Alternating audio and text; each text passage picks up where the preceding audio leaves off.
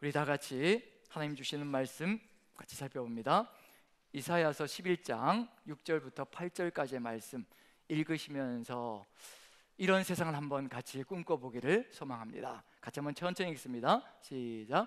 그때 이리가 어린 양과 함께 살며 표범이 어린 염소와 함께 누우며 송아지와 어린 사자와 살찐 짐승이 함께 있어 어린 아이에게 끌리며 암소와 곰이 함께 먹으며 그것들의 새끼가 함께 엎드리며 사자가 소처럼 풀을 먹을 것이며 젖먹는 아이가 독사의 구멍에서 장난하며 젖된 어린아이가 독사의 굴에 손을 넣을 것이라. 아멘, 아멘.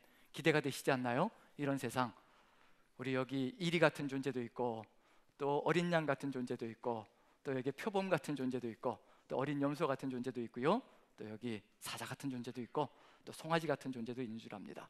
모두가 어린 아이에게 끌려서 또 그 길을 따라간다면 어떤 세상이 펼쳐질 것인가, 그걸 이제 그때라는 말부터 시작해서 펼쳐나가고 있습니다. 천국이 따로 없겠죠? 에덴 동산이 따로 없는 줄로 믿고요. 이런 세상이 이루어질 수 있는 길 어디에 있을 것인가? 오늘 제목을 이렇게 정해봤습니다. 비무장지대. 우리가 무장을 해제하면 이와 같은 역사가 펼쳐지는 일이 벌어질 수 있을 것이라 같이 한번 비무장지대라는 제목으로 같이 한번 마음을 나눠봤으면 좋겠습니다. 오늘 공교롭게도 6월의 마지막 주일이면서 또 6월 25일 생각나시는 게 있죠? 다 피난 생활 해보셔서 다 기억이 나시죠? 기억이 안 나시나요? 1.4.5태 때 모르시겠어요? 6.25 전쟁이 있었던 그날이 오늘 공교롭게도 주일과 연결이 되어졌습니다. 그래서 이 6.25 전쟁 때 또 그 상황들을 생각하면서 저는 어릴 때 아마 여기 많은 분들이 그런 경험을 하셨으리라 생각되어집니다. 반공교육이 굉장히 철저했죠. 국민학교 때, 초등학교라고도 하지 않고 국민학교 때 아주 반공교육이 철저했는데 저는 미술 시간이요, 미술은 그런 장르밖에 없는 줄 알았어요. 포스터 장르밖에 없는 줄 알았어요. 그래서 미술 시간만 되면 포스터 그려라, 선생님들하고 그저 구경하고 그 포스터 그려라, 뭐 가르쳐 주지도 않고요, 포스터 그리라는 거예요. 제목은 뭘까요? 상기하자 6.25, 잊지 말자 6.25. 좀 과격해지면 어떻게 될까요? 때려잡자 공산당, 무찌르자 괴뢰군, 이런 표현으로 나가는 거 다 기억나시죠? 그런 생각을 가지고 살면서 그저 공산당은 빨간색으로 칠하고 또 우리 남한군은 또 파란색으로 칠하고 이래서 이제 빨간 도깨비인 줄 알고 그렇게 살았던 시절이 있었는데, 점점 살아가며 하나님을 만나고 하나님의 뜻을 받들면서 우리가 다 하나님의 자녀들이구나.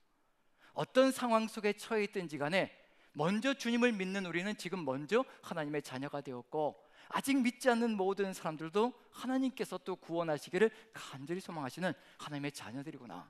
지금 구원받은 사람이 있는가 하면 이제 구원받아야 될 사람들, 이 세상에 이 두 종류밖에 없다는 거, 구원받은 사람과 구원받아야 될 사람들. 그래서 우리가 하나님의 이 마음을, 아버지의 이 마음을 가슴에 품는다면 오히려 99마리의 양보다도 길 잃은 한 마리의 양을 찾아서 나가시는 아버지의 그 심정이 우리 안에 가득 들어 산다면 우리도 그와 같이 하나님의 뜻을 이루어 갈 수 있지 않을까라는 생각이 듭니다. 그런데 구약성경 속에 우리가 읽으면서 오해하는 부분이 있거든요. 구약성경 속에 전쟁의 참혹한 모습들이 많이 들어가 있을 때가 많습니다. 전쟁은 6.25를 비롯해서 동족 상잔의 비극, 지금 현재도 세계 곳곳에는, 이 지구상의 곳곳에서는요, 전쟁이 벌어지고 있는 중입니다. 참상이 벌어지고 있는 중이죠. 이게 정말 하나님께서 뜻하신 세상일까? 기대하시는 세상일까? 자식들이 총불을 들이대면서 폭탄을 던지면서 서로를 죽이는 일을 정말 하나님께서 기뻐하시며 보고 계시는 중일까? 내가 원하는 한 가지, 오직 주님의 기쁨이 되는 것이라고 우리가 찬양을 올려드렸고, 오늘 기도를 통해서도요, 저는 찬양과 기도만 합쳐놓으면 오늘 제가 전해드릴 말씀이 그대로 다 그 안에 있다라고 확신합니다. 우리가 지금 살아가는 삶의 길 속에서 전쟁의 참상이 벌어질 때 이게 도대체 어떤 의미인가? 구약 성경 속에 전쟁에 대한 이야기가 많이 들어가 있으니까 오해하는 것이 뭐냐면 우리 하나님, 구약의 하나님은 전쟁을 좋아하신다, 이런 생각을 할 때가 참 많거든요. 그래서 구약의 하나님은 잔인하고 잔혹하다, 무섭다, 이렇게 인식될 때가 참 많습니다. 우리의 오해지요. 그런데 구약 성경 속에서 요즘 한 구절을 묵상하게 하십니다. 하나님의 성품에 대해서 계속해서 묵상하게 하시는 거예요. 그게 뭐냐면 상한 갈대도 꺾지 않으시고 꺼져가는 등불도 끄지 않으신다, 이 말씀이 계속해서 묵상이 되는 겁니다. 전에는 이 말씀이요, 어떻게 다가왔냐면 상한 갈대, 꺼져가는 등불, 상처받은 나 같은 존재를 얘기하는 거구나. 이 세상은 상처받은 사람들이 참 많으니까 세상 속에서 살아가다 보면 고통 가운데 거하는 존재들이 많으니까 상한 갈대 꺼져가는 등불은 상처받은 존재를 이야기하시는구나, 그래서 나를 위해서 말씀해 주시는구나, 그렇게 생각할 때가 참 많았습니다. 그런데 상한 갈대를 한번 생각해 봤습니다. 꺾어져 버렸거든요. 뭐가 나고 날카롭습니다. 뾰족합니다. 그 근처에만 가도 찔릴 수밖에 없는 것이 상한 갈대거든요. 누군가에게 뭐가 나고 누군가에게 삶이 깨어져서 누군가에게 상처를 줄 수밖에 없는 존재가 상한 갈대라는 것을 깨달았습니다. 저도 그런 존재일 수 있고요, 우리도 그런 존재일 수가 있습니다. 꺼져가는 등불을 생각해 봤습니다. 이건 히브리어 원어로 꺼져가는 심지거든요. 꺼져가는 심지는 이제 연기밖에 나는 것이 없습니다. 촛불을 꺼보신 분 아실 겁니다. 촛불을 끌 때 연기가 날 때 그 유독성 연기가 얼마나 우리 코를 찌르면서 피하고 싶은지 느껴보셨을 겁니다. 그런데 그 연기밖에 나지 않는 존재거든요. 주변에 이익을 끼치는 존재가 아니라 그저 해로운 존재밖에 되지 않습니다. 그게 바로 상한 갈대이고 그게 바로 꺼져가는 심지입니다. 유독성 가스를 뿜어내고요, 그리고 날카로운 것으로 주변에 어우러져서 살아가야 하는데 주변으로 가려고만 하면 찔러댑니다. 그 찌르는 것에 너무 고통스럽거든요. 그런데 우리 하나님은 그 상한 갈대도 꺾어버리지 않으신다는 겁니다. 누군가가 상처받는 것도 보시고 계시는데 그걸 꺾어버리지 않으시고 그걸 깨끗하게 정리하지 않으시고 그 유독성 가스로 누군가에게 고통을 가하고 있는데, 누군가는 상처받고 있는데, 그런데 그 꺼져가는 심지를 끄지 않으시고 어찌하든지 상한 갈대를 다시 한 번 더 살려놓으시려고, 그리고 꺼져가는 심지도 다시 한 번 일으켜 세우시려고 끝까지 인내하시고 참아가시는 그 하나님의 마음이 가슴 절절하게 와닿을 때가 있습니다. 상처받은 영혼들도 어찌하든지 보듬어 가시면서 세워가시려고 하시고, 상처 주는 영혼도 끊어버리지 않으시고 어찌하든지 하나님의 자녀로 세워가시려고 애쓰시는 그 하나님의 열심이 가슴 속에 느껴질 때가 참 많습니다. 그 열심이 느껴진다면 우리가 지금 걸어가야 될 길은, 주님과 함께 나아가야 될 길은 무엇일까? 우리가 우리 자신들의 삶 속에서 내가 상처받은 존재도 있고요, 상처 주는 존재도 있을 겁니다.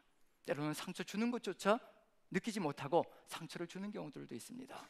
하나님께서 전쟁을 좋아하시는 것이 아니라 구약 성경 속에서 정말 상한 갈대도 꺾지 않으시고 꺼져가는 심지도 끄지 않으시려고 그렇게 최선을 다하며 인내하시고 참으시는데, 이제는 도저히 그대로 놔두었다간 너무도 많은 고통이 가득 들어 찰 것 같으셔서 심판을 하실 때 전쟁을 일으키십니다. 가나안 족속들이 죄 가운데 빠져서 도저히 이제 헤어나올 수 없는 수렁에 들어갔을 때 그들을 징계하시고 심판하시는 동으로 이스라엘 민족을 들여보내셔서 전쟁을 일으키시고요, 사사기서 속에서 이스라엘 민족이 세상을 바꿔 나가야 될 하나님의 백성이 그것을 깨닫지 못하고 죄악 가운데 거할 때 하나님께서 인내하시고 돌이키시려고 하시다가 마침내 심판하시면서 다른 민족을 들어서 또 전쟁을 일으켜 주시고 심판하시고 징계하실 때에도 그루터기를 남기셔서 다시 일어나게 만드시려고 하시는 것이 하나님의 마음속에 있는데, 다 죽이려고 한다라고 생각하는 안타까운 마음들이 들어가 있습니다. 지금 우리가 이러한 하나님의 마음을 안다면 오늘은 좋은 시간이 될 것 같습니다. 6.25 전쟁의 참상이 있었던 그날에 우리가 비무장이 되어진다는 건 어떤 의미일까? 우리가 비무장지대를 생각하면서 그 비무장지대를 확대시켜 나가는 것이 하나님의 간절한 소망이 아닐까라는 기대를 가져봅니다. 자, 비무장지대 많이 들어보셨죠? 남한과 북한의 군사 분계선이 있습니다. 군사 분계선. 그 군사 분계선 중심을 놓고요, 남쪽으로 2km, 북쪽으로 2km, 합이 4km입니다. 이 4km 안에서는 절대로 무장을 해서는 안 된다. 무장을 하지 말자. 물론 북한이 어길 때가 있지만 그럼에도 불구하고 비무장지대를 만들었습니다. 그게 몇 년 세월일까요? 1953년에 7월에 휴전협정이 일어나면서요, 지금 2023년이니까 비무장지대가 몇 년간 지속된 건가요? 70년입니다. 오늘 기도에도 나왔었죠. 70년 동안의 세월이 무장하지 않는 장소가 있었습니다. 그게 바로 우리나라와 북한 사이에 있는 비무장지대입니다. 사람이 무장을 해제하니까 남한 측에서는 그 안에 마을을 만들어 놓고 자유마을이라고 이름을 붙였습니다. 북한 측에서는 그 안에 마을을 만들어 놓고 평화마을이라고 이름을 붙였습니다. 아는 겁니다. 남한 측도 알고 북한 측도 아는 겁니다. 사람이 무장을 해제하기 시작하면요, 거기에 진정한 자유가 있고 거기에 진정한 평화가 온다는 것을 이해하고 있다는 얘기거든요. 그런데 우리는 무장을 해제하지 못합니다. 왜 무장을 해제하지 못할까? 이 세상 속에서 무장하지 않으면 살 수 없다라고 생각하기 때문에 무장을 해제하지 않는 중이거든요. 우리의 삶 속에서 이제 이 비무장지대, 이와 같은 지대 70년밖에는 안 되었는데 사람이 무장을 해제하니까 거기에 생태계가 살아납니다. 자연의 보고로요, 전 세계에서 우리에게 강조하는 것이 있습니다. 만약에 남북한이 통일이 되더라도 그 비무장지대는 지켰으면 좋겠다. 왜냐하면 사람이 들어가는 그 순간에, 무장이 되는 그 순간에 또다시 생태계는 파괴될 수 있기 때문에, 그래서 그 기관들은, 그 장소는 제발 지켜줬으면 좋겠다라고. 왜냐하면 사람이 무장을 해제하니까 그 장소가 살아나기 시작한다는 얘기거든요. 하나님께서 뜻하신 것이 무엇일까? 남한과 북한이 서로 인간이 합의한 거예요. 사람들이 합의한 겁니다. 사람들이 합의해서 여기선 무장을 하지 말자라고 언약을 맺고 나아갔더니 생태계가 살아나는 겁니다. 그럼 우리가 하나님의 말씀을 액면 그대로 믿고 철석같이 믿고 그 하나님의 말씀을 따라간다면 어떤 세상이 만들어질 것인가 한번 생각해 보십시오. 사람이 약속을 해서 무장하지 말자, 이 장소에서만큼은, 여기서만큼은 하지 말자. 그랬더니 자유가 무엇인지, 평화가 무엇인지, 그 안에 동물들이 공존하며 살아가는 아름다운 세상이 펼쳐지거든요. 그러면 하나님과 우리가, 하나님께서 우리에게 주신 그 말씀들을 우리가 철석같이 지키며 걸어간다면 정말 어떤 세상이 만들어질까요? 저는 그게 기대가 됩니다. 하나님께서는 그걸 기대하면서 우리에게 말씀을 주셨고요. 오늘 읽은 본문의 말씀이 바로 그겁니다. 하나님께서 주신 말씀을 우리가 이루어간다면 바로 이런 세상이 이루어질 것이라, 그걸 기대하시면서 우리에게 주시는 겁니다. 어떤 세상인지 다시 한번 읽어보도록 하겠습니다. 한번 기대하면서요, 같이 한번 읽어보죠. 자, 이사야서 11장 6절부터 8절까지인데 6절을 먼저 같이 한번 읽어봅니다. 같이 시작. 그때 이리가 어린 양과 함께 살며 표범이 어린 염소와 함께 누우며 송아지와 어린 사자와 살찐 짐승이 함께 있어 어린 아이에게 끌리며. 자, 어떤 세상일까요? 자, 이리와 어린 양이 함께 공존할 수 있을까요? 표범과 어린 염소가 함께 이렇게 사이좋게 지낼 수가 있을까요? 낮에는 사이좋게 지낼지 모르겠지만 밤이 되면 어떻게 될까요? 어린 염소는 표범에게 밤이 되면 먹거리가 되겠죠. 그렇게 한번 생활 안 해보셔서 잘 모르시죠? 자, 그 다음에 여기 사자와 그 다음에 송아지가 공존할 수 있을까요? 자, 이 관계들은 원수 관계를 얘기하는 겁니다. 우리도 삶을 살아가다 보면요, 도저히 공존할 수 없을 것 같은 원수 같은 존재들이 있거든요. 우리의 삶에, 이것이 동물이 아니라 사람이라고 표현한다면요, 우리의 삶도 역시 마찬가지일 수 있다는 겁니다. 저 인간하고는, 저 사람하고는 절대 내 교회에서 공존할 수 없을 것이라, 저 인간이 있는 곳은 내가 가지 않을 것이라, 네가 나가든지 내가 나가든지 둘 중에 결판을 보자, 이런 일이 벌어질 수가 있습니다. 이 좁은 공간에서, 이 4층 5층밖에 안 되는 이 공간에서, 이 남산교회 공간에서 서로 부딪히지 않으려고, 부딪히면 껄끄러워서요, 부딪히지 않으려고 그렇게 살아가는 존재들도 있을 수가 있습니다. 지금 그런 얘기를 하고 있는 중입니다. 어떻게 이것이 가능할 수 있을 것인가? 어린 아이에게 끌린다. 저는 이것이 에덴 동산 같습니다. 천지 창조의 영광이 회복되는 것 같습니다. 왜냐하면 모든 동물들이 어린 아이에게 끌리는 거예요. 하나님께서 창세기 1장 28절에서 사람을 창조하시고 하나님의 형상으로 창조하시고 생육하고 번성하고 땅에 충만하라, 그리고 땅을 정복하라. 그런 다음에 이 모든 것들, 물속에 있는 것, 그리고 땅에 있는 것, 하늘에 있는 모든 것들을 다스리라. 사람에게 주신 주권이거든요. 소명이거든요. 어린아이에게 동물들이 끌리며 이 끌림을 받으며 가는 겁니다. 에덴의 회복이면서 천국의 회복이고 천지 창조의 회복입니다. 하나님은 그런 세상을 기대하시거든요.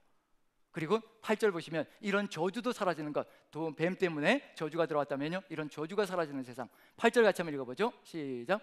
젖 먹는 아이가 독사의 구멍에서 장난하며 젖된 어린아이가 독사의 굴에 손을 넣을 것이라. 뱀을 이겨내고 그리고 그 독을 이겨내고 저주가 사라지는 세상, 에덴 동산의 모든 저주들이 다 사라지는 그런 세상, 어느 때 이루어질 수 있을 것인가? 중간에 보면요, 이런 세상이 되면 이렇게 하면 될 수 있을 것이라. 7절 같이 한번 읽어봅니다. 중심입니다. 같이 시작. 암소와 곰이 함께 먹으며 그것들의 새끼가 함께 엎드리며 사자가 소처럼 풀을 먹을 것이며. 자, 또 이 속담이 있죠. 개 풀 뜯어 먹는 소리 한다, 이런 얘기 하실까봐. 예, 그렇죠? 개 풀 뜯어 먹는 소리, 이거 들리시나요? 안 들리시나요? 진실로 느껴지시나요? 진실로 느껴지지 않으시나요? 네, 어쨌든 그런 이야기가 이 속에 들어가 있는 것 같습니다. 자, 여기 암소와 곰이 함께 풀을 먹을 수 있을까요? 그 다음에 여기 보시면 사자가 소처럼 풀을 먹을 수 있을까요? 가능한가요? 불가능한가요? 네, 불가능하면 이거 다 심하이 하고 그냥 없던 걸로 하고. 왜냐하면 그러면 우리 쉽잖아요. 없던 걸로 하고 넘어가면 너무 쉽잖아요. 그래서 성경 속에서 이거 안 되는 건 다 빼버리고 그냥 우리가 할 수 있는 것만 다 추려가지고 우리 성경 하나 만들면 얼마나 좋겠습니까? 근데 그런 말씀은 없지요. 하나님의 꿈이십니다. 천지 창조 때부터 이루기를 간절히 소망했던 하나님의 꿈입니다. 하나님의 꿈은 반드시 이루어져야 합니다. 이루어져야 우리가 가장 아름답게 살아갈 수 있는 세상을 이루어갈 수가 있습니다. 하나님의 꿈입니다. 사람의 꿈이라면 개꿈이라고 얘기할 수가 있거든요. 그런데 우리 하나님의 전능하신 하나님의 꿈입니다. 반드시 이루어져야 하고 이루어질 수 있기 때문에 우리에게 이 말씀을 주시는 겁니다. 그리고 그것에 새끼가 함께 엎드리며, 이것이 어미들만 이렇게 하는 것이 아니라 새끼들까지도 연결되어지면 세대 세대를 걸쳐서요 이와 같은 세상이 이루어지는 겁니다. 천국이 따로 없는 거죠. 어떻게 이런 세상이 이루어질 수 있을까? 그래서 한 가지 하나님께서 생각나게 해주시는 동물이 있어서 한번 여러분들에게 수수께끼를 내고 그 동물에 대해서 한번 같이 살펴봤으면 좋겠습니다. 이런 길을 걸어가는 동물이 하나 있더라고요. 불가능할 줄 알았는데 우리 현실 세계 속에 있더라고요. 자, 수수께끼를 드리는데 또 너무 이게 다큐멘터리를 받아들이시면 안 되고요, 유머로 받아들이셔야 됩니다. 그리고 또 이게 유머 코드니까 이게 넌센스로 받아들이셔야 됩니다. 그래서 한번 질문을 드려봅니다. 수수께끼를 냅니다. 자, 곰인데 가장 폭력적인 곰은 무엇일까요? 가장 폭력적인 곰. 자, 이 넌센스예요. 다큐멘터리, 그리즐리 뭐 이런 거 얘기하면 안 되는 겁니다. 이런 거 얘기하면 안 되고 넌센스입니다. 가장 폭력적인 곰. 팬다. 좋습니다. 박수 한번 보내주시죠. 어유, 패 보셔서 아시는 건가요? 팬다. 그 다음에 두 번째로 가장 장사를 잘하는 곰은 무엇일까요? 판다. 판다. 그렇죠? 이해가 되죠? 그 다음에 가장 귀엽고 인기가 많은 곰은 팬더. 그렇죠? 팬이 더 많으니까 팬더. 그래서 팬더. 이렇게 세 가지 공통점이 뭔가요? 팬더라고 해야 될지 판다라고 해야 될지 그 다음에 팬다라고 해야 될지 똑같은 곰인데 이제 이름이 세 가지로 나뉘어지는 거예요. 발음상의 차이일 뿐입니다. 똑같은 곰을 얘기하는 겁니다. 지난달에 5월 달에 유재석 씨와 아까 이제 1부 때는 이세호 씨라고 해가지고 밑에서 막 반문이 올라오는 게 조세호. 이게 조세호 씨는 상당히 기분이 나쁘지 않을까. 출연하는 사람들도 조세호 씨 이름을 잘 모르고요, 유재석 씨 이름만 아시더라고. 그래서 제가 이세호라고 얘기했더니 조세호라고 또 고쳐주셔서, 자, 유재석 씨와 조세호 씨가 이렇게 사회를 보는 유퀴즈라는 프로그램이 있죠. 저번 달 5월 달에 에버랜드에 동물 사육사로 일하시는 강철원 씨라는 분이 나왔습니다. 강철원 사육사가 나와서 팬더 가족에 대해서, 이분이 담당이 팬더 가족이거든요. 팬더 가족에 대해서 얘기하는 거예요. 그래서 팬더 가족을 얘기하는데 중국에서 아빠 팬더와 엄마 팬더가 들어왔습니다. 그런데 팬더가 새끼를 자연 임신하는 것이 너무도 어렵답니다. 왜냐하면 1년에 딱 3일만 가임 기간이 들어간대요. 그 3일을 놓쳐버리면 절대로 임신을 할 수가 없답니다. 그래서 그 3일의 타이밍을 놓치지 말아야 되고 그 3일 동안에 가임을 할 수 있도록, 임신을 할 수 있도록 최선을 다해야, 그 스트레스 받지 않게 하고 해줘야 겨우 이제 임신을 하게 되고 새끼를 낳게 된다는 겁니다. 그래서 한국에서 처음으로 2020년에 이 강철원 사육사가 최선을 다해서 돌보고 엄마 아빠 팬들을 돌보고 그렇게 해서 임신이 되어졌습니다. 자연 임신이 되어진 거죠. 그때 특보로 나오고 뭐 그랬었습니다. 그렇게 해서 이제 2020년에 이제 아기 팬더가 태어났습니다. 이름은 푸바오입니다. 지금 에버랜드에서 가장 인기 있는 동물이 바로 푸바오입니다. 그리고 뭐 임신할 때부터 시작해서 태어나고 이 모든 과정들을 다 지켜보며 지금 3살이 되었잖아요. 그러다 보니까 이 할아버지 강철원 씨와 굉장히 케미가 좋습니다. 굉장히 뭐 친근하게 지내는 사이인데요. 한번 사진을 보여주시죠. 자, 어떤가요? 곰 같은가요? 사람 같은가요? 이게 사람이지 이게 어디 곰입니까? 그렇죠? 저렇게 그냥 딱 달라붙어 가지고 할아버지예요. 그냥 엄마 아빠에겐 부모님인데 이 푸바오에게는 이제 할아버지죠. 딱 달라붙어 가지고 저걸 보려고 이제 사람들이 하루에 뭐 수천 명씩 몰려온답니다. 그런 점은 그래서 이제 저렇게 지내고 있는데, 그런데 강철원 씨가 이야기하는 것이 있습니다. 그래도 곰이라는 겁니다. 그래서 혹시 위험할 수 있다는 얘기거든요. 곰이기 때문에 야성성이 들어가 있기 때문에 위험할 수 있다는 겁니다. 그런데 한 가지 생각해 봐야 될 것이 있습니다. 곰인데 팬더가 곰과인데요. 곰과인데 다른 곰들과 차이점이 있습니다. 어떤 차이점이 있을까요? 먹는 것이 다릅니다. 초식을 하거든요. 대나무를 먹습니다. 같은 곰과인데 곰은 육식이잖아요. 육식하고 잡식성이거든요. 그런데 팬더는 대나무만 먹습니다. 이미 뭔가 달라져 있다는 얘기를 보여주고 있는 중이죠. 그래서 살펴봤는데 팬더는 하루 종일 느릿느릿 걸으면서, 그래서 하루 종일 하는 일이 뭐냐면요, 좀 쉬다가 하루 종일 대나무만 우적우적 씹어 먹는다는 겁니다. 하루 종일 쉴 틈 없이 씹어 먹는다는 거예요. 왜 이렇게 하루 종일 대나무를 씹어 먹을까? 그게 1년을 치면요 수억 원이래요. 2억 원 넘어간답니다. 팬더가 먹는 대나무 값이요 1년에 제 연봉보다 더 많아요, 먹어 치우는 게. 자, 그래서 그걸 보면서 야, 팬더 팔자가 상팔자다, 예, 그런 생각이 드는데, 어쨌든 이렇게 하루 종일 대나무를 우적우적 씹어 먹는 겁니다. 왜 그럴까? 왜 이렇게 하루 종일 먹어야 될까? 학자들이 연구를 했습니다. 그랬더니 먹는 양의 17%밖에 소화를 못 시킨답니다, 팬더가요. 100을 먹는다면 17%밖에 소화가 안 된다는 거예요. 그래서 그 이유도 한번 연구를 해봤답니다, 학자들이요. 연구를 해봤더니 곰과이기 때문에 내장의 장기들은요 육식성과 잡식성 내장을 가지고 있다는 겁니다, 아직도요. 그리고 소화를 못 시키는 이유 중에 또 거기에 이 잡식성, 육식성 내장을, 장기를 가지고 있는데 거기에 소화기관에 들어가 있는 박테리아까지도, 초식동물의 박테리아가 그 안에 넘쳐나는 게 아니라 육식동물과 잡식성 박테리아가 아직도 가득히 들어차 있다는 거예요. 그래서 초식을 먹어도 소화가 제대로 안 된다는 겁니다. 그래서 하루 종일 먹어야 영양가가 맞춰지고, 그래서 느릿느릿 걸을 수밖에 없고 한 시간에 20m 정도밖에 걷지 못한답니다. 걷지 않는다는 거예요.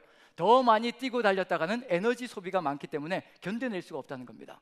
그러다 보니까 순해지고, 그러다 보니까 이게 사람들과 저렇게 공존하며 갈 수 있는, 다른 동물과 공존하며 갈 수 있는 존재가 되었다는 겁니다. 이걸 들으면서 제가 느끼는 게 뭐냐면요, 아, 그러면 모든 사람이 같은 것을 먹으면 되겠다, 그런 생각이 들었습니다. 그렇잖아요. 여기서 육식하지 말라는 얘기가 아니에요. 공통적으로 먹는 것 한 가지를 정하면 되겠다. 그게 뭘까요? 바로 그겁니다. 바로 그겁니다. 우리가 공통적으로 하나님의 말씀만 같이 먹고 간다면요, 매일 먹고 간다면요, 우리는 달라질 수 있다는 걸 얘기하고 있는 중이거든요. 말씀을 먹는데 우리도 지금 어떤 존재가 됐던가요? 죄인에서 뭐가 된 거예요? 예수님의 십자가 보혈로 죄인에서 의인이 한순간에 되어버린 겁니다. 그렇잖아요. 그런 의인이 되었는데 아직도 우리 안에 뭐가 있을까요? 아직도 우리의 삶은 뭐가? 육에 속한 삶이 가득 들어찰 때가 많습니다. 아직도 육신이 우리를 이끌어가거든요. 영에 속한 삶이 아니라 육신이 우리를 이끌어갑니다. 탐욕이 이끌어갑니다. 그렇잖아요. 그래서 잠깐만 먹었다가는 거기서 무너지기 시작하는 겁니다. 나 아침에 말씀 먹었으니까 됐어. 절대 그걸로 이루어질 수가 없다는 겁니다. 어떻게 가야 될까요? 하루 종일 팬더처럼 세상을 이기기 위해서, 그리고 소화 안 되는 것들을 계속해서 이겨나가기 위해서 계속해서 말씀을 먹는 것밖엔 도리가 없습니다. 그게 바로 우리가 살아가야 될 길이고요. 그래서 이사야서도 분명히 얘기하는 것이 있습니다. 어떻게 이와 같은 동물들이, 이와 같은 존재들이, 인생들이, 이와 같이 다른 성격을 가지고 있는 존재들이 어떻게 이렇게 아름다운 천국과 평화를 이루어갈 수 있을까? 바로 이렇게 되어져야 된다고 분명히 얘기하고 있습니다. 네 번째 절에서 그걸 얘기하고 있습니다. 같이 한번 읽어보죠. 이런 세상입니다. 다 같이 11장 9절 같이 읽습니다. 시작. 내 거룩한 산 모든 곳에서 해됨도 없고 상함도 없을 것이니 이는 물이 바다를 덮음같이 여호와를 아는 지식이 세상에 충만할 것임이니라. 내가 구하는 그곳, 하나님의 산에서, 하나님의 교회에서, 하나님이 함께 하시는 세상 속에서 해됨도 없고 상함도 없고 상처 주는 바도 없고 해치는 일도 없고 모두가 하나로 공존해서 걸어갈 수 있는 것, 물이 바다를 덮는 것처럼 여호와를 아는 지식이 온 세상에 가득 들어찰 때 이와 같은 세상이 이루어진다라고 우리에게 말씀해 주시는 겁니다. 우리 안에 하나님을 향한 사랑, 하나님의 말씀이 가득히 들어차지 않으면요, 우린 절대로 이런 세상을 이루어갈 수가 없습니다. 하나님의 말씀은 이 팬더가 대나무를 먹었을 때 17%밖에 소화를 시키지 못하는 것처럼 하나님의 말씀이 우리 안에 들어올 때요, 우리도 역시 소화를 시키지 못합니다. 저도 그것을 고백할 수가 있습니다. 액면 그대로 다 소화가 되지 않습니다. 이렇게 살았다가는 내가 죽게 생겼고, 이렇게 살았다가는 내가 도저히 세상 속에서 생명을 부지할 수 없을 것 같고, 내가 인정받을 수도 없을 것 같고, 그래서 뱉어내는 것들이 너무도 많습니다. 고작해야 10%, 17% 말씀을 들으면 소화시킬까 말까일 수도 있습니다. 그런 상황 속에서 우리가 걸어가야 될 길은 무엇일까? 물이 바다를 덮은 같이 여호와를 아는 지식이 온 세상에 충만할 수 있는 것, 내 안에 여호와를 아는 지식이 가득 들어찰 수 있는 것, 그게 어디에 있을까? 오늘 읽은 말씀은 무엇부터 시작했냐면 그때라는 말로 시작했습니다. 그때라는 얘기는 위에 그때가 어떤 때인지 알려주는 내용이 들어가 있을 겁니다. 이러한 때가 되면 바로 그와 같은 역사가 펼쳐질 것이라.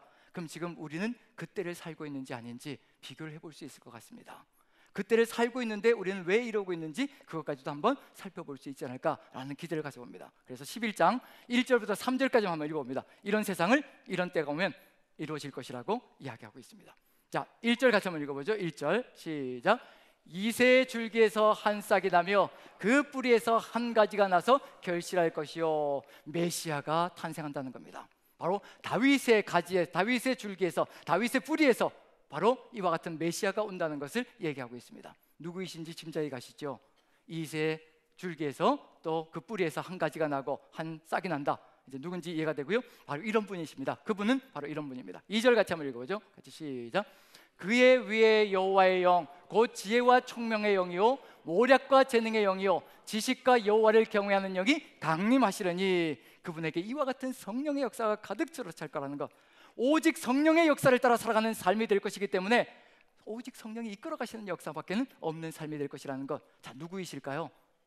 우리 구주 예수 그리스도이시죠. 그분이십니다. 여기서 여호와의 영, 곧이라고 되어 있는데 곧이라는 단어는 히브리어 원어에 들어가 있지 않습니다. 그러면 이제 한번 세워보죠. 여호와의 영, 지혜와 총명의 영, 모략과 재능의 영, 지식과 여호와를 경외하는 영. 몇 영인가요? 이렇게 보여드렸는데, 자, 다시 한 번 더 하겠습니다. 이 두 손가락으로 해야 또 자, 여호와의 영, 지혜와 총명의 영, 그 다음에 모략과 재능의 영, 지식과 여호와를 경외하는 영. 자, 몇 영인가요? 7명, 7명. 이게 그렇게도 어려우셨죠? 죄송합니다. 여호와의 7명, 하나님의 7명. 이 7명이 완전하다는 것을 의미하는 겁니다. 하나님의 완전하신 영이 우리 구주 예수 그리스도께 임하셨다는 걸 얘기하는 겁니다. 그래서 삶이 달라지시는 겁니다. 그 다른 삶을 우리에게 보여주시는 겁니다. 그게 뭐냐면 3절입니다. 같이 한번 읽어보죠. 같이 시작. 그가 여호와를 경외함으로 즐거움을 삼을 것이며 그의 눈에 보이는 대로 심판하지 아니하며 그의 귀에 들리는 대로 판단하지 아니하며. 여호와의 성령이 완전하게 우리를 사로잡으면요, 우리 눈이 보는 것이라고 해서 그걸 다 믿지 않습니다. 우리에게 들리는 것이라고 해서 그것을 다 믿지 않습니다. 하나님의 영으로 보고 하나님의 영으로 판단하며 하나님의 영으로 듣고 걸어가는 역사가 펼쳐집니다. 지금 우리가 보는 수많은 것들이 있거든요. 듣는 수많은 것들이 있습니다. 우리는 그것에 혹해서 무너질 때가 많고요, 그것에 혹해서 누군가를 정죄하고 비난할 때가 참으로 많습니다. 오직 여호와의 영이 함께 하시면요, 사람에게 듣는 이야기를 가지고 판단하고 분석하지 않습니다. 무릎 꿇고 기도하며 하나님, 이것이 진실입니까? 진정입니까? 하나님께 무릎이요, 하나님의 뜻을 받들려고 하는 최선을 다하는 삶이 들어갑니다. 그래서 달라지는 겁니다. 그래서 상한 갈 때도 꺾지 않으시는 그 심령이 뭔지, 꺼져가는 심지도 끄지 않으려고 하시는 그 하나님의 마음이 무엇인지 그것을 깨달아가는 겁니다. 내가 지금 이 사람을 쳐내야 되는 건가? 아니면 이 사람을 완전히 심지를 끊어버려야 되는가? 하나님께 묻지 않으면 우리는 사람을 죽일 수도 있고 사람을 또 무너뜨릴 수도 있습니다. 그것을 얘기하고 있는 중이거든요. 우리 삶을 살아가면서 제가 부교육자로 생활할 때 담임 목사님이 이런 얘기를 간간히 하신 적이 있습니다. 오해를 줄이기 위해서, 이제 눈으로 보는 것만이 다가 아니라는 것을 알려주시기 위해서, 목회자가 소주병을 들고 가면 어떻게 생각할까요? 목회자가 소주병을 들고 가면 우리 목사님이 술을 드시려고 하시는구나, 그렇게 이제 딱 판단이 돼서 이제 동네방네 막 소문이 날 수도 있죠. 그런데 목사님이 소주병을 들고 가면, 아, 목사님이 사모님을 위해서 참기름을 사가시는구나, 이렇게 생각하면 되는 거죠. 그렇죠? 또 제가 여러분들 보는 앞에서 맥주병을 들고 가면, 이 한여름에 맥주병을 들고 가면 어떻게 생각하시면 될까요? 마시려고요. 설사 마신다고 해도 또 다른 생각으로, 누가 주시는 마음으로요? 하나님이 주시는 마음으로 해석하면 다른 해석이 될 수가 있습니다. 우리 눈으로 보는 것이 다가 아니고요, 우리 귀로 듣는 것이 다가 아닙니다. 그 속에 하나님과 함께 어떤 것이 이루어지고 있는지 우리는 도저히 알 수가 없습니다. 지금 과정 속에 있거든요. 우리 교회 안에도 수많은 문제들과 어려움들이 있습니다. 제가 많은 것을 듣거든요. 처음에는 그냥 그 자리에서 심령이 상해서 어찌할 바를 몰랐습니다. 하나님, 제가 무능해서 이런 일이 벌어집니다. 하나님 죄송합니다. 하나님, 제가 부족해서, 제가 이렇게 무능하고 부족하고 연약해서 이런 일이 벌어집니다. 끊임없이 통곡하며 하나님께 아뢰고, 지금도 부족하다는 것은 맞습니다. 하지만 이제는 하나님께 묻습니다. 하나님, 이것이 어떤 의미입니까? 이것이 어떤 과정을 위한 것입니까? 지금 제 눈에 보기에는 이게 모든 문제를, 상처를 입히고 고통을 가하는 그런 일인 것 같은데, 하나님, 이 끝에 무엇을 바라보시며 이 길을 걸어가게 하시는 겁니까? 하나님의 마음으로 보려고 애를 씁니다. 그러할 때 우리는 다른 것을 볼 수가 있고요, 상처받은 영혼들까지, 상처 주는 영혼들까지 보듬고 나아갈 수 있는 그런 역사가 펼쳐질 수 있을 것이라는 거, 그걸 우리에게 알려주시고 계시는 중입니다. 우리 모두는 다 하나님의 자녀들이라는 얘기거든요. 자, 그래서 오늘 같이 묵상한 내용 같이 한번 살펴보도록 하겠습니다. 오늘 로마서의 묵상이 들어가 있죠. 묵상이 들어가 있는데 유대인 그리스도인들과 이방인 그리스도인들이 서로 폄하하며 무시하며 조롱하며 서로가 바른 신앙을 가지고 있다라고 서로 주장하며 서로 팔을 만들고요, 그리고 분리의 길을 걸어갑니다. 싸움이 벌어지고 있는 중이죠. 그런 상황 속에서 하나님께서 말씀을 주시고 하나님께서 바울을 통해서 그것을 해결하시려고 애를 쓰십니다. 그 상황 속에 오늘의 말씀을 같이 한번 읽어보죠. 말씀을 한번 읽어봅니다. 자, 로마서 14장 17절부터 19절까지 같이 한번 읽습니다. 17절 같이 읽습니다. 시작. 하나님의 나라는 먹는 것과 마시는 것이 아니요 오직 성령 안에 있는 의와 평강과 희락이라. 누가 임하시면 된다는 얘기인가요? 인간의 생각으로 나아가는 것이 아니라, 인간의 눈으로 보는 것이 아니라 성령께서 함께 하시는 것, 예수님께서 걸어가셨던 그 영의 역사, 성령의 역사가 우리 안에 가득 들어차면, 로마 교회에 가득 들어차면 무엇이 살아난다고 얘기하시냐면 의가 살아나고요, 그 다음에 평강이 살아나고요, 그 다음에 희락이 살아난다고 되어 있습니다.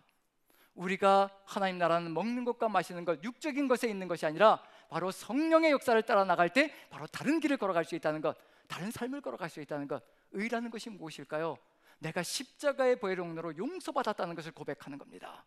그 십자가의 보혈용로로 용서받았다는 것으로 고백하는 그 순간에요, 다른 사람들도 역시 마찬가지로 십자가의 보혈이 지금 현재 필요한 사람이고, 저 사람도 역시 지금 용서받은 사람이고, 내가 똑같은 죄인에서 이와 같이 용서받은 존재라 라는 것을 우리 마음속에 새기기 시작하면 누군가를 조롱하고 폄하하고 무시하는 것이 아니라 그 사람도 하나님의 자녀라는 것을 믿고 같이 평강으로 하나 되어지는 역사가 펼쳐질 것이라는 것, 그 안에 희락이, 기쁨이 있다는 것을 얘기해 주고 있는 중입니다.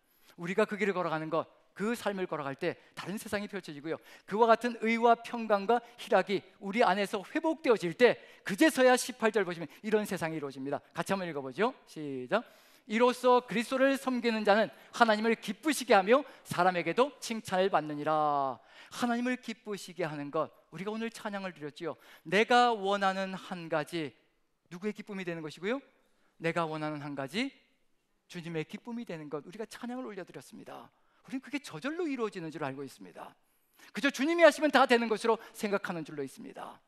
우리가 그 주님의 뜻을 받들어서 의로운 길로, 그리고 또 평강의 길로, 희락의 길로 나아갈 때 그제서야 하나님이 기뻐하시는 세상을 만들어갈 수 있고요, 사람들이 기뻐하고 즐거워하는 세상으로 나아갈 수 있는 길을 열어갈 수 있다는 것을 보여주고 있는 중입니다. 그러기 위해서 우리가 반드시 필요한 것이 있다면 우리는 매일 묵상을 끊임없이 놓치지 말아야 합니다. 그리고 반드시 기억해야 될 필요가 있습니다. 아침에 매일 묵상했다고 끝나는 것이 절대 아닙니다. 일상의 일을 해나가다 보면요, 말씀이 사라질 때가 있습니다. 오늘 묵상한 말씀이 기억조차 안 날 때가 참으로 많습니다. 저도 솔직히 고백하면요, 일주일 살아가면서 주일날 제가 어떤 말씀을 전했는지 깜빡 잊고 살 때가 있습니다. 전한 사람도 자신이 무엇을 전했는지 깜빡 잊고 살아갈 때가 있으니 들으신 분들은 오죽하겠습니까? 매일 성경을 묵상한다는 것은 참으로 큰 위력이고요, 능력입니다.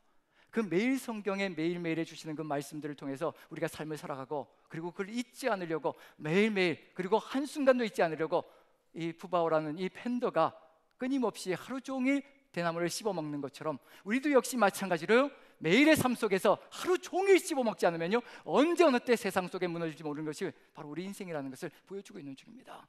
그 일만이 우리가 살아갈 수 있는 길입니다.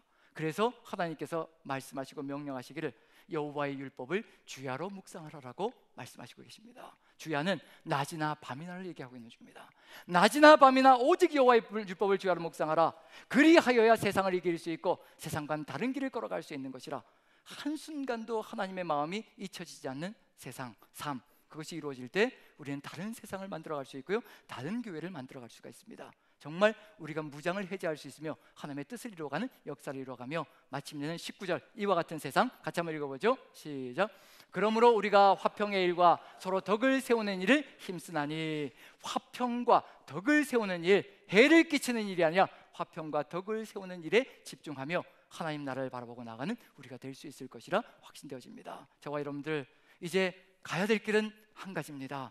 말씀을 먹는 것, 이 삶을 멈추는 그 순간에 우리는 무너지고요, 말씀을 먹는 삶을 하루 종일 잊지 않고 이루어 나갈 때 우린 다른 세상을 이루어갈 것이라는 것, 그것에 따라서 가는 길이 달라질 것이고 눈으로 보는 것이 달라질 것이고 귀로 듣는 것이 달라지며 삶의 모습이 달라질 것이라는 것을 마음에 새기며 일주일 주어진 시간 동안에 주님과 함께 동행하시며 매일 밤낮으로 주의 말씀을 먹으며 승리하시는 여러분들 되시기를 축원드립니다. 우리 기도하겠습니다. 우리 한 마음으로 한 목소리로 함께 기도했으면 좋겠습니다. 오직 주님께서 우리에게 말씀을 주야로 묵상하며 나아가기를, 말씀을 주야로 잊지 않고 먹기를 간절히 바라시는 마음이 이 안에 들어가 있습니다. 우린 수시로 잊을 때가 참 많습니다. 말씀을 잊을 때마다 하나님을 잊어버리게 되고, 하나님을 잊어버릴 때마다 세상 것들이 튀어나올 때가 있고 육신의 탐욕이 우리를 지배할 때가 많습니다.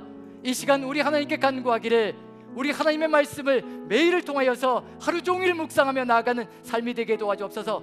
그리하여 세상을 이기고 세상 속에서 오직 하나님 나라, 무장이 해제되어지는 하나님 나라 이루어가게 도와주시옵소서. 다 같이 한 목소리로 기도합니다. 기도하겠습니다. 사랑의 하나님, 우리 하나님께서 함께 하시고 은혜로 인도하여 주시어서 우리가 부족하고 미력합니다. 아버지, 오직 주의 은혜로 가득히 채워주시어 오직 주를 바라보며 나아가는 삶이 되게 도와주옵소서. 아버지, 우리가 말씀을 매일매일 묵상하며 매일 성경을 묵상하며 나아갑니다. 하나님의 말씀을 묵상할 때마다 하루만, 아침만, 아버지 저녁만이 아니라 매일의 삶 속에서 하루 종일 주의 말씀을 곱씹으며 다시 한번 되새기며 걸어가는 삶을 통하여서 세상을 이기게 도와주시고 우리의 무장이 해제되어짐으로 세상 속에서도 하나님 나라 이루어가게 도와주시옵소서. 주께서 우리의 삶을 지키시고 이끌어 가실 줄로 믿고 우리 구주 예수 그리스도 귀하신 은혜 받들어 감사드리며 기도합나이다. 아멘.